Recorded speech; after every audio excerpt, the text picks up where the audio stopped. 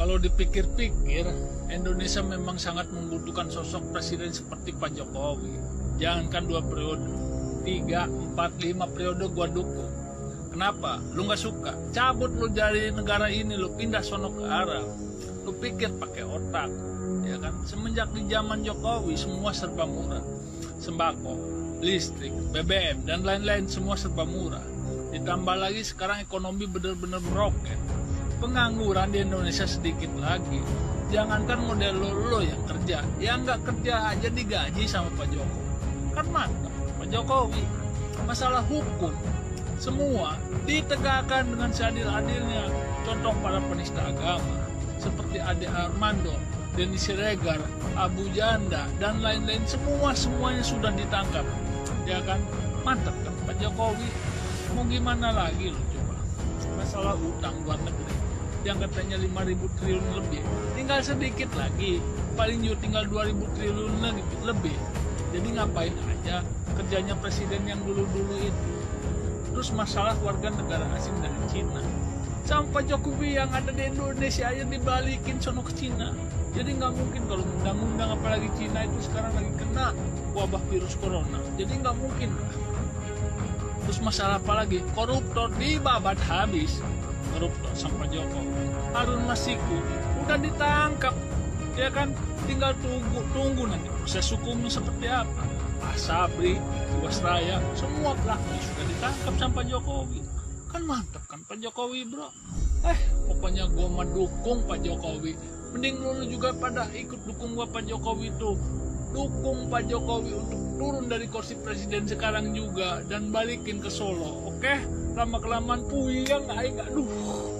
Jokowi tumbang. Kami, para pendukungnya, sangat kecewa. Lai, ya pemerintah mah gara-gara corona. Wah, diacak-acak akhirnya makanya. Pendidikan online. Njok mall sama dibuka, pasar dibuka. Pimpinan pusat udah. Pendidikan tuh dibuka lagi, kasihan. Ya dikasih lah peraturan yang lebih enak, yang lebih mantap gitu. Biar solusinya jangan cuma seperti itu. Cuma pendidikan di stop. Terus lockdown udah pusing ya, lockdown pusing, cari uang susah. Iya, disiksa doang lagi. Begini-begini amat pemerintah ini, kenapa sih? Sekarang beginilah, iya. Menteri Pendidikan kok keprimain, Menteri Pendidikan. Iya, kalau Anda sudah tidak mampu menjadi menteri, ya wis lah mundur sih Pak. Ganti kita tuh yang jadi menteri. Jangan lihat kehidupan yang di kota. Kita juga kan yang namanya di situ ada sila kelima keadilan sosial bagi seluruh rakyat Indonesia. Jadi harus ditengoknya itu dari awal sampai akhir, dari ujung sampai ujung. Ya kalau ngelihatnya di kota mah ya wajar lah. Orang ibu-ibunya juga banyak yang berpendidikan barang di kampung. Kadang SD baru lulus nyekel HP apa pelongoan dia. Pada pemerintah kota, provinsi dan pusat itu coba dipikirkan lagi tentang pendidikan ini. Coba udah jangan terlalu lama, kasihan. Jangan terlalu disiksa. Bener Pak, bukan ini kesiksa ini.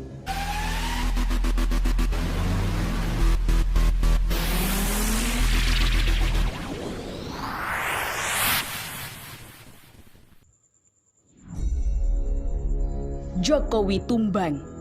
Kami, para pendukungnya, sangat kecewa.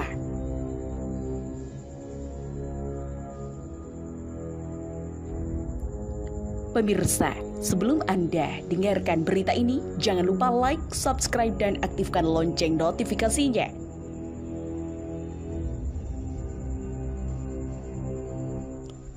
Pendukung Jokowi mulai kecewa, apalagi kita. Pertanda kejatuhan Jokowi sebelum 2024. By Tarmizi Yusuf, pegiat dakwah dan sosial. Sebelum Satgasus Cakra Buana PDIP menghadap Rizal Ramli, Abdillah Toha lebih dulu kecewa terhadap Jokowi. Makin banyak pendukung Jokowi lainnya yang secara terbuka mengungkapkan kekecewaannya terhadap kepemimpinan Jokowi.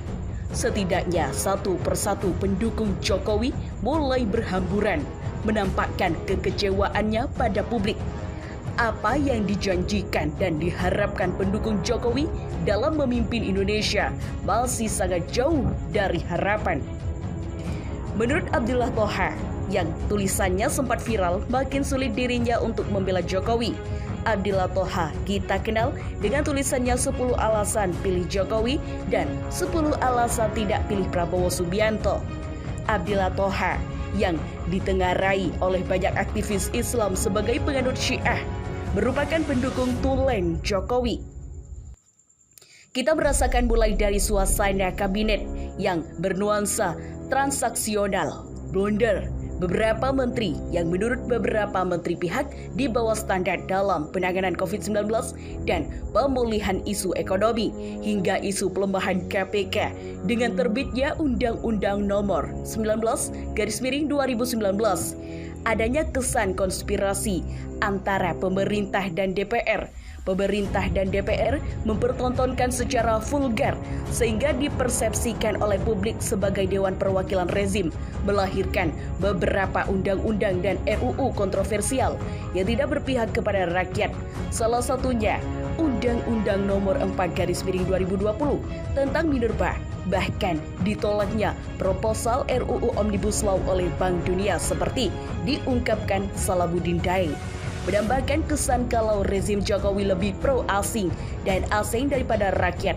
Pembuatan RUU lebih dari sekedar memenuhi selera investor dibandingkan selera rakyat. Terakhir, yang lagi hangat adalah adanya kesan pembiaran oleh Jokowi atas pencalonan Gibran sebagai calon tunggal wali kota Solo dan menantu Bobi Nasution sebagai calon wali kota Medan yang banyak dikritik publik. Jokowi sedang berupaya membangun dinasti politik melalui anaknya dan menantu yang diduga syarat dengan investasi dalam pencalonan dan pemilihan.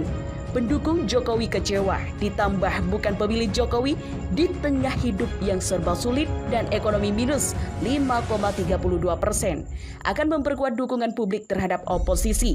Banyak tokoh nasional mulai turun gunung, Neo PKI bakal meradang. Tidak akan rela Jokowi terjungkal. Neo PKI akan berjuang mati-matian mempertahankan rezim Jokowi. Ekonomi minus 10%.